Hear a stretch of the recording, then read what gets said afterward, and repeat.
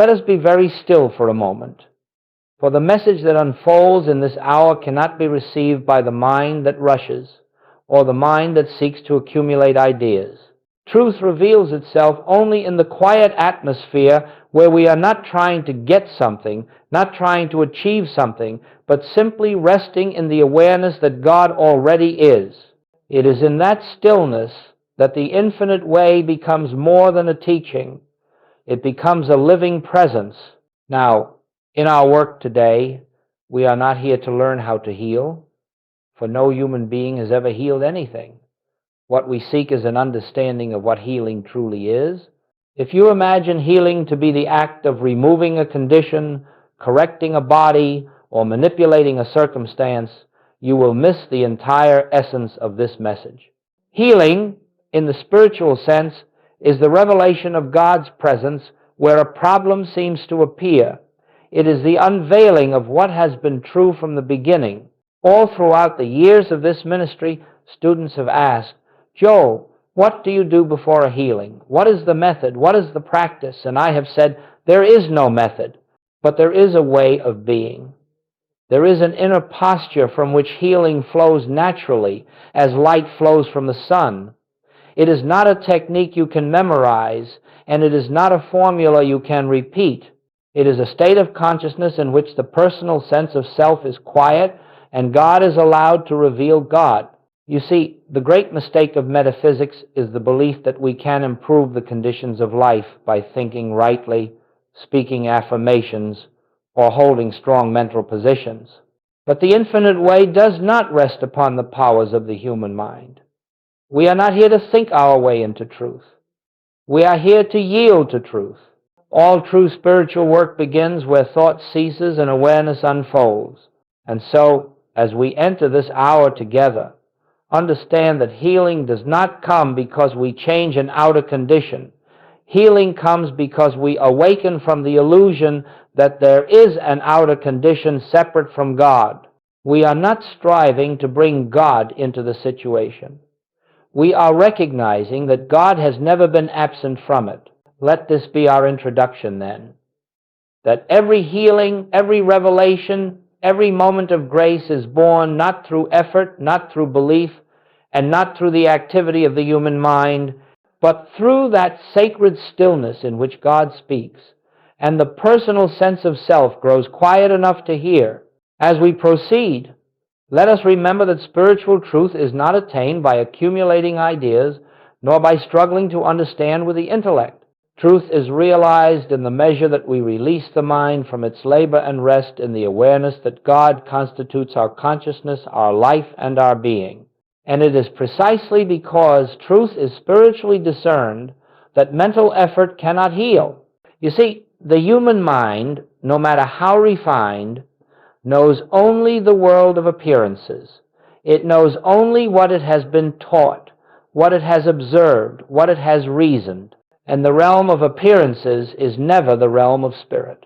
Therefore, when the mind attempts to correct a condition, whether bodily, financial, emotional, or relational, it is attempting to manipulate the shadow rather than touching the substance. It is trying to rearrange the picture on the screen rather than turning to the light that projects the image.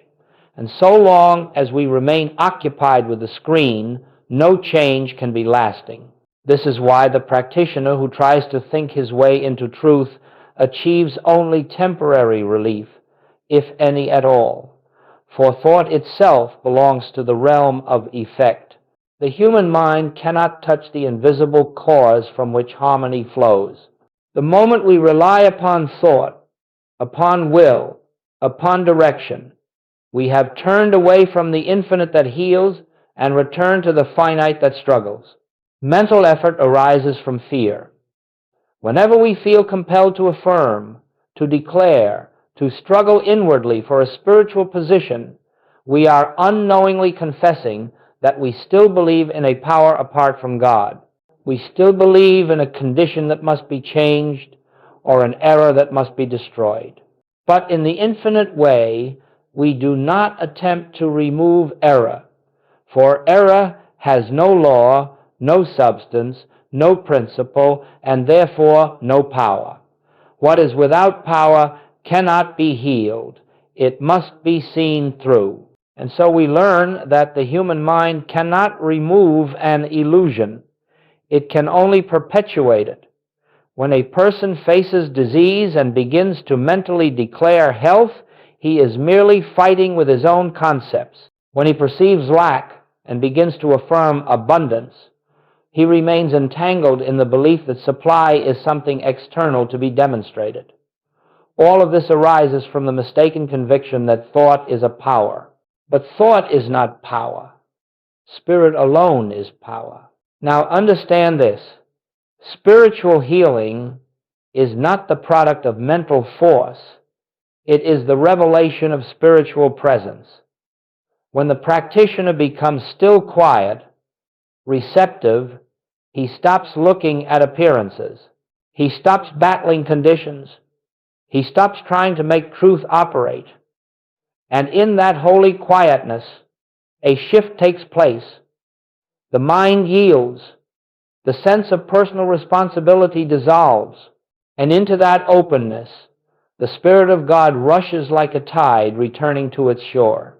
In the absence of mental effort, there is peace, and that peace is the power, that peace is the presence that heals. Not the peace we create, but the peace that reveals itself when we stop creating. Therefore, mental effort cannot heal, because mental effort is the activity of the personal self, and the personal self, no matter how sincere, has no power. It is only as the personal sense diminishes that the God sense reveals itself, and in that revelation, harmony appears not as something attained, but as something forever present, awaiting our recognition. As we move deeper into this message, let us understand that true spiritual healing is unlike anything the human mind has been conditioned to accept. In the world, healing is thought of as the process of correcting a condition, adjusting the body, or removing a discord. But in the infinite way, healing is not the activity of restoring harmony to a condition. Healing is the revelation of harmony that has never been absent. It is not the improvement of matter, it is the unveiling of spirit. First, let us see this clearly. Nothing in the outer world needs to be changed for healing to occur. The visible form, whether a body, a relationship, or a circumstance, is never the cause of discord. It is only the picture on the screen of consciousness. And because the picture is but an effect, it possesses no power, no law, no substance of its own.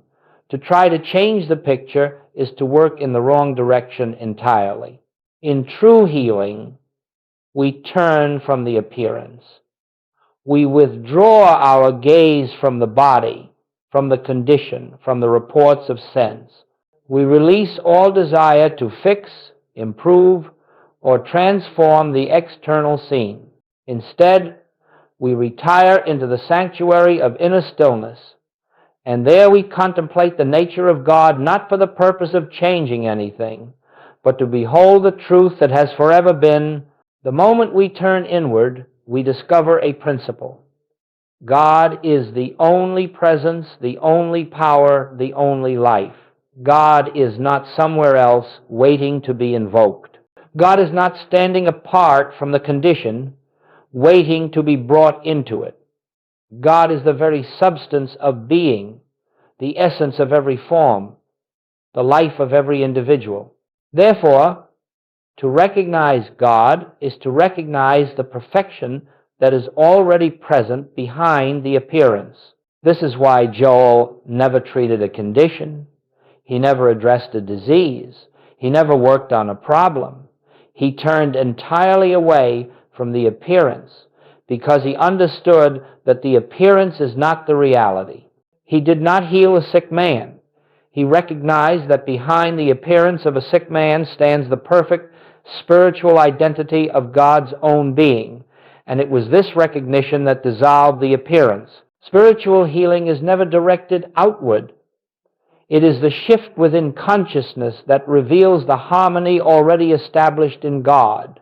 When the practitioner perceives the truth, when he sees through the illusion of a separate self, a material condition, or a second power, the appearance changes of its own accord, not because the practitioner has changed it, but because the false belief has been dissolved. It is like watching a dream fade upon waking. When you awaken, the dream does not need to be corrected. It simply loses its seeming reality. In the same way, when we awaken to the truth that God is the substance of all being, the dream of discord disappears. This is the nature of spiritual healing. Not the removal of error, but the recognition of truth. Not the correction of matter, but the realization of spirit. Not the struggle with conditions, but the quiet knowing that God alone is. And so, in all healing work, our task is not to address a problem. Our task is to behold God. Healing occurs as the consequence of seeing rightly, not as the result of doing something. The practitioner who sees God is the practitioner who heals not through power, not through technique, but through the simple awareness of what is eternally so. Now we come to the heart of this entire message. For all spiritual healing, all spiritual teaching, all spiritual realization rests upon one simple sacred practice, the practice of entering the silence. Not the silence created by suppressing thought, nor the silence enforced by discipline, but the silence that naturally appears when the personal sense of self becomes still and the presence of God is allowed to reveal itself. Before every healing, before every class, before every moment of spiritual ministry, there was always this pause. Not a pause filled with thought, not a pause filled with effort, but a turning inward, a release of the world and all its appearances, a quiet recognition that God is already here, already present, already the life and substance of all being. Do not imagine that this pause was a technique. It was not a method to induce healing or to attract divine power. Rather, it was the simple acknowledgement that nothing could be accomplished through human means. In that moment of stillness, the practitioner laid down every burden, every sense of personal responsibility, every belief that he must act, think, or perform. He surrendered the small, anxious self that seeks to fix the world and allowed the infinite to take over. This is the secret silence, a turning away from the belief that we, as human beings, must do anything at all. It is the recognition that God is the only doer, the only activity, the only presence operating. When we are quiet enough, this truth begins to reveal itself, not as a thought, not as a sensation, but as a gentle assurance, a subtle warmth, a quiet knowing, I am here, all is well. You see, in this silence, we are not trying to bring God into a situation. We are not invoking divine power. We are not attempting to reach God. Rather, we are acknowledging that God is already the substance of the situation, that God is the very presence in which we stand, that God is the life of the individual before us. And as this realization dawns, even faintly, the appearance of discord begins to lose its seeming reality. The purpose of this silence is not to remove conditions, it is to feel the presence. And once the presence is felt, whether strongly or softly, the work is complete.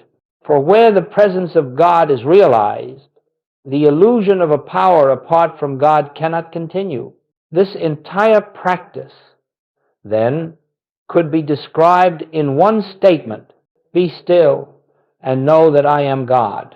Not work, not strive, not treat, but be still. In this stillness, fear dissolves. In this stillness, the belief in two powers disappears. In this stillness, the personal sense yields, and divine consciousness reveals itself as the only reality. And it is this revelation, not our thoughts, not our words, that performs the healing. When we enter the secret silence, we make no effort to improve, to change, to fix, or to persuade. We simply rest in the truth that God is on the field, God is the only activity, and God is the life of every form.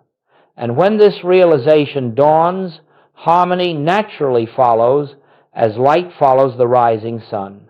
This is the one practice upon which all spiritual healing rests, entering the secret silence where God is known, and allowing that knowing to dissolve every appearance of discord. As we go further, let us understand that the realization of God's presence does not come as the result of human timing, nor does it respond to our desire that it appear quickly. The unfolding of spiritual realization is as natural and as effortless as the dawning of the morning light. We cannot hasten it, and we cannot delay it. Our part is simply to be still, receptive, open, resting in the awareness that God is. When we enter the silence, there is no need to wait for a particular feeling, nor to seek an inner sign. Sometimes the sense of presence comes immediately, like a warm breath moving through consciousness. Sometimes it comes slowly, almost imperceptibly, as though a veil were lifting from the surface of the mind. And at other times, there may be no perceptible sensation at all, only a quiet certainty that something real is happening, though unseen. It is important to realize that this unfolding is not an experience of the intellect. It does not come as a thought, a conclusion, or an insight. Rather, it is an inner shift, a change in the atmosphere of consciousness. Without effort, without thought, the fear that once seemed present begins to dissipate. The concern that gripped the mind loosens. A sense of peace, perhaps subtle at first, begins to rise like a tide returning to shore. This peace is not of our making. It is not the result of affirmation or mental discipline. It is the presence announcing itself. It is God revealing God. It is the realization, silently communicated within, that I am here. This feeling of peace, whether faint or full, is the healing consciousness. It is the evidence of the Spirit at work. Now understand this. Healing does not occur because we have reached God. Healing occurs because we have removed the obstruction of fear, belief, and mental interference, and thereby allowed the presence to reveal itself. In that revelation, there is no longer a condition to be corrected. There is only the awareness that God is the life, the substance, and the being of all creation. And in that awareness, discord dissolves as darkness disappears when light enters a room. There is a moment, a quiet inner moment, in which the practitioner knows that the work is complete. Nothing dramatic takes place. No voice speaks. No vision appears. Yet there is a gentle certainty, like the settling of still waters, that the presence has been recognized, and once the presence is recognized, the healing is inevitable. At that moment of release, the practitioner does nothing more. He does not continue thinking. He does not continue praying. He does not attempt to push the healing along. He rests. He leaves the entire situation in the hands of the infinite, for the work is no longer his. The healing has already taken place in consciousness, and the outer form will follow in due time. This is how realization unfolds quietly, naturally, without strain. It is the flower opening in the morning sun. It is the fruit ripening on the branch. It is the tide rising on the shore. It comes not by effort, but by grace. When the presence is realized, the work is finished.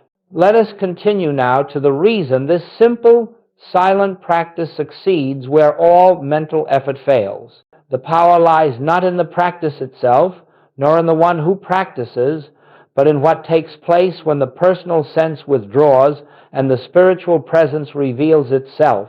Healing does not occur because we have achieved stillness. Healing occurs because in stillness we cease to obstruct the activity of God. The first reason this practice succeeds is that God is the only healer. No human mind, no personal will, no effort of thought has ever healed a single condition. When we are quiet enough to relinquish the impulse to think, to affirm, or to direct spiritual power, we make room for the infinite to perform its own work. In that moment of surrender, the activity of God takes over, and where God is active, discord cannot stand. The second reason is that error has no power. All discord, whether sickness, lack, or fear, is not a reality to be overcome. It is a belief without law or substance. When we attempt to correct error, we grant it a power it does not possess. But when we become still and feel the presence, we recognize that error is but an appearance, a shadow without reality, and in the light of truth, shadows disappear of themselves. This practice succeeds because in the silence we come face to face with the great principle of the infinite way. There are not two powers. If you approach healing with the belief that there is a condition to be removed, you are still believing in a power apart from God. In stillness, however, we become aware that God is the only power operating in this universe, and the realization of one power dissolves the belief in another. The third reason this practice succeeds is that God is the only cause. All harmony flows from the invisible source within us. When we rest in God's presence, we are dwelling at the point of cause. The visible world, the body, the condition, the circumstance is merely effect. And when cause is realized as God, the effect must reflect that realization. Harmony appears not because we impose it upon the body or the world, but because the body and world are the outward expression of an inward awareness.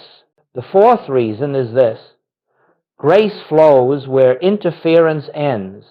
Human thought is interference. Fear is interference. Personal responsibility is interference.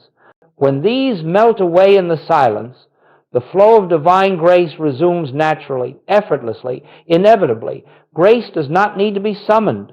Grace is always present, always active, always seeking expression. Our stillness allows that expression to take place. Finally, this practice succeeds because it aligns us with reality. We are not trying to create harmony.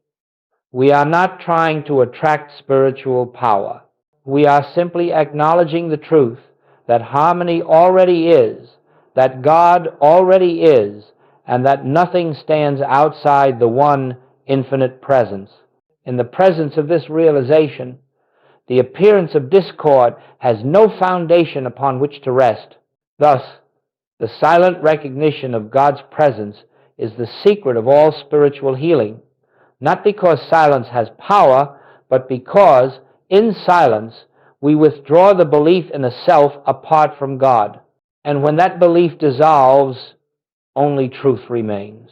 Now we come to a very practical point in our work, not practical in the human sense of applying a technique, but practical in the spiritual sense of learning how to rest in the presence throughout the day. For this way of life is not confined to the moments when we are asked to help another. It is a way of living, a way of being, a continual turning toward the kingdom within.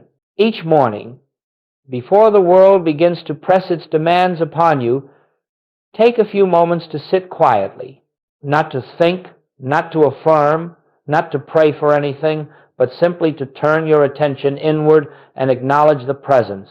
There is no need for words. Simply rest in the gentle recognition God is. Let that be enough. As you sit there, without striving, you may become aware of a subtle peace, or you may not. It does not matter. What matters is the act of turning within, of acknowledging that the source of your life is not external, but the infinite that indwells you. In the course of the day, you will find many occasions to pause inwardly. You may be in the midst of activity or conversation. You may be at your work or walking along a quiet path. In any moment, take a single breath and gently turn your thought toward the invisible, not with effort, but with the soft remembrance. God is here. That remembrance itself is prayer. It is the recognition of one presence in the midst of whatever appears. Do not imagine that you must set aside long periods for meditation or silence. What is essential is the quality of awareness, not the length of time. A brief moment of recognition, just a breath of remembrance, opens the way for the presence to reveal itself. If you do this repeatedly throughout the day, you will find that your consciousness becomes attuned to the invisible. You will begin to sense the activity of God unfolding in even the smallest details of your experience. When a problem arises, whether your own or someone else's, your first impulse may be to address it mentally, to fix it, to correct it, to improve it. But in the infinite way, our response is always the same. We turn within. We recognize that the problem has no power apart from our belief in it. We drop the mental struggle, not by force, but by surrender. And in that silent turning, we remember God alone is. You will find that as this becomes your habitual response, the fear that once accompanied problems will gradually dissolve. Do not imagine that you must set aside long periods for meditation or silence. What is essential is the quality of awareness, not the length of time. A brief moment of recognition, just a breath of remembrance, opens the way for the presence to reveal itself. If you do this repeatedly throughout the day, you will find that your consciousness becomes attuned to the invisible. You will begin to sense the activity of God unfolding in even the smallest details of your experience. In time, this practice becomes second nature, not as a discipline, but as a way of living, a way of seeing. You discover that you carry within you a sanctuary of peace that is untouched by the world. And from that sanctuary, you meet all experiences, not with fear and resistance, but with quiet confidence in the one presence, the one power, the one life. Do not attempt to perfect this practice quickly. Give no thought to success or failure. Simply be willing to turn within again and again until it becomes natural. And as it becomes natural, you will find that life begins to unfold with less strain, less struggle, less effort. Harmony flows where the personal sense withdraws and the God sense is allowed to govern. As we draw nearer to the heart of this message, let us look more closely at what healing truly means within the infinite way. For unless this is understood, we remain tempted to think of healing as the correction of a condition, the restoration of health, or the improvement of outward circumstances. But spiritual healing is none of these. It is something far deeper, far more profound, far more transformative. Healing, in its true spiritual sense, is the moment in which the presence of God is realized in consciousness. It is the instant in which we perceive that what appears as discord has no law, no substance, no power, and no reality in the presence of God. The healing does not lie in changing the appearance. The healing lies in the realization that the appearance never had true existence. You see, we are not attempting to make a sick person well. We are beholding the eternal truth that behind every appearance, no matter how distressing, stands the perfect and complete expression of God. When we behold that truth, not as a theory, not as a hope, but as an inner realization, the appearance shifts of its own accord, because the appearance was only the embodiment of our former belief. The practitioner's task is always the same: to behold God, not to heal a condition, not to treat an illness, not to change a circumstance, but to behold God. For in the degree that God is realized, God is the only presence, the only power, the only life discord dissolves. It cannot stand in the presence of realized truth, just as darkness cannot remain when the sun rises. This is why healing in the infinite way is never personal. The practitioner does not heal, the patient does not heal, God reveals God, and in that revelation, the illusion of discord evaporates. It is not corrected, it is seen through. What was never created by God cannot endure in the consciousness that knows God. Thus, healing is not an act, it is an awareness. It is not the effort to make harmony appear. It is the recognition that harmony is the nature of reality and has always been present, awaiting only our acknowledgement. Healing is the lifting of the veil of fear, the veil of belief in two powers, the veil of trust in appearances. And when the veil lifts, what remains is the eternal perfection of God expressed in all creation. Healing also has a deeper meaning. It is the transformation of consciousness itself. Each healing reveals to us a little more of the truth. Each healing removes a little more of the personal sense. Each healing brings us closer to the realization that the kingdom of God is not something we attain, but something we awaken to. As the personal self diminishes, the God self begins to shine through. This is the real healing, the dawning of spiritual identity. And so, the meaning of healing in the infinite way is this: a shift from the belief in a world of appearances to the realization of the world of spirit. A shift from seeing life as material to knowing life as divine. A shift from being a person attempting to reach God to recognizing oneself as an expression of God. Once this is understood, healing becomes natural, not a miracle, not a mystery, not an exception, but the natural outcome of knowing the truth that has always been so. As we bring this hour to a close, let us once more enter that quiet place within. For it is in the silence that everything we have contemplated becomes living truth rather than intellectual understanding. Let us release every effort, every thought, every desire to remember or apply anything we have discussed. For the truth does not need application, it needs realization, and realization comes only in stillness. In this moment, let there be a gentle turning inward, without expectation, without seeking.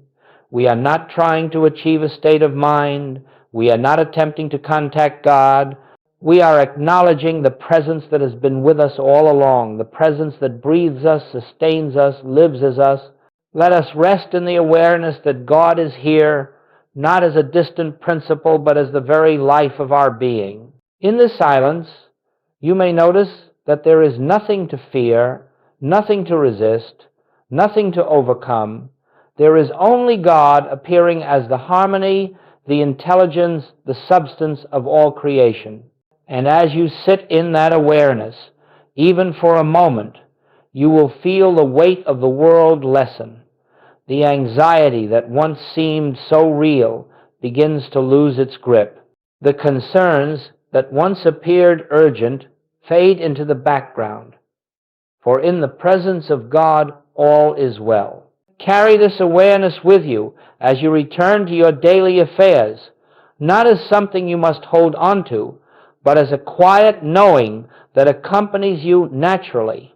Let your day unfold from this center of peace, without striving, without rushing, without the belief that you must determine or control the outcome. The presence that revealed itself in this hour goes before you. It prepares your way.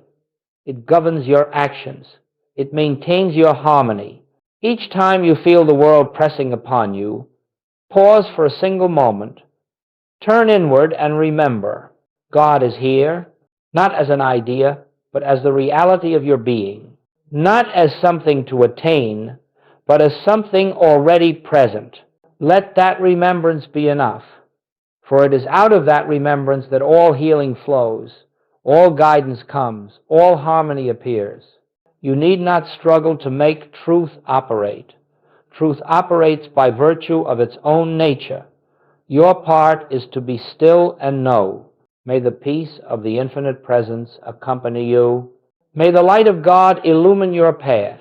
May the grace of God unfold your days gently, effortlessly, naturally.